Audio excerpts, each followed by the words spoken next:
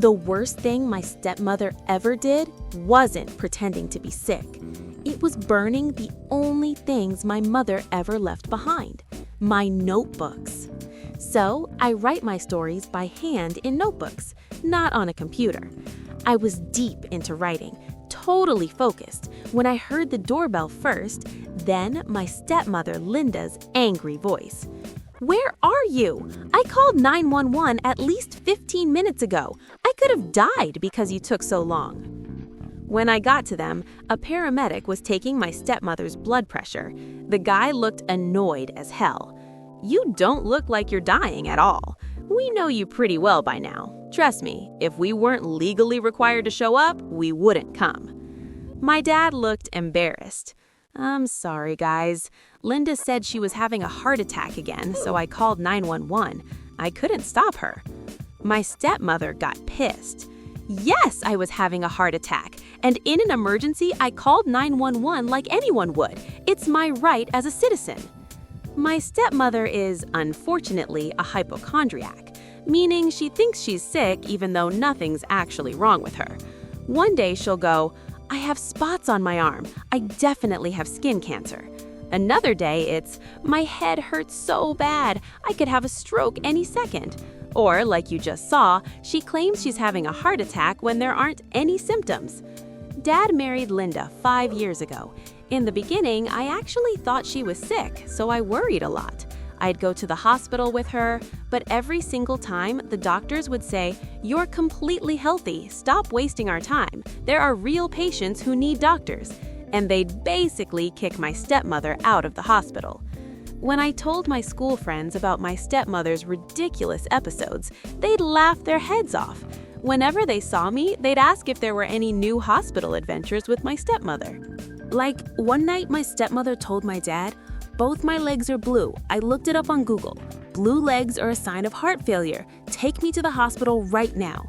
And she started crying. I went with them too. After examining Linda, the ER doctor burst out laughing. Turns out my stepmother had worn her new blue jeans that day. The dye from the pants had stained her legs blue. So the blueness wasn't from heart failure, it was from her new blue jeans. My mom died when I was 10. She was an amateur writer, and like me, she wrote in notebooks instead of on a computer. One evening, I was reading what she'd written. I got really emotional. "Mom, what a talented writer you were," I said, and started crying. Right then, Linda burst into my room all frantic. "Emma, my arms are numb. I checked Google. It could be a stroke symptom. Get ready now, we're going to the hospital. If I lose consciousness in the taxi, you'll help me." I wiped the tears from my eyes. "I'm really not in the mood right now. Dad'll be home soon, he can take you," I answered. I was shocked by what my stepmother said next. "Your dad didn't tell you. He left for Mexico an hour ago. His partner scammed the clients, took $700,000 from the company safe and disappeared. It's not your dad's fault, but he can't pay that much money back to the clients, so he had to run. Anyway, I'm sure he'll call and explain. Help me get to the hospital. I could have a stroke any minute." I waited anxiously for my dad to call me. 3 days later, he called from a new number. He couldn't call from his old number, so the FBI couldn't track him. "Don't worry, I'll come back once I get things sorted out," he said. But $700,000 was way too much money for him. He'd probably spend the rest of his life as a fugitive. After my dad left home, my life became unbearable because of Linda. She blamed him like he'd left on purpose. She kept saying, "I'm a sick woman. Since your father's not here, you have to take care of me." One night, I was writing a fun vampire story. Just when I got to the most exciting part, my bedroom door opened. "Emma, help me. I've gone blind." "Oh my God, I've gone blind," Linda screamed as she came in. I lifted my head from my notebook and looked at her. Then I started laughing hysterically because Linda had a sleep mask on her face. She'd taken a sleeping pill before bed even though she didn't need one. She probably woke up during the night to use the bathroom, but because of the pill, she couldn't fully wake up, so she forgot she had the sleep mask on. When she couldn't see anything around her, she thought she'd gone blind. "Get ready for a miracle," I said, and pulled off the sleep mask covering her eyes. Then I started laughing again, like crazy. Linda got really upset. "I know you're constantly making fun of me, but this time I'm going to make you regret it." I didn't care in that moment, but the next day when I got home from school, I understood what she meant in a painful way. When I walked into the house, I noticed it smelled like something burning. I went through the room scared, but nothing was burning anywhere. When I followed the smell, I realized it was coming from the bathroom. When I went into the bathroom, my world collapsed. Linda had burned the notebooks with my stories in them in the bathtub, and even worse, the notebooks with my mother's stories. I looked at the notebooks in flames. There was no way I could save them now. I ran to my stepmother crying. "How could you do this? Don't you realize how valuable those were to me?" I yelled. Linda hissed. "You deserved it. If you make fun of me again, I'll throw you out of this house." The next day at school, I told my friends what happened. Everyone cracked up because the sleep mask story was so funny. But of course, they were pissed at Linda for burning mine and my mom's story notebooks. One friend said, "If I were you, I'd turn your stepmother's funny hypochondriac stories into a book and let the world laugh at her. You could use your writing talent to get an awesome revenge on her." It was the best idea I'd ever heard. I immediately went and bought a new notebook. I locked my bedroom door. I started writing about everything that happens because of my stepmother being a hypochondriac. I couldn't help myself while writing. I kept laughing.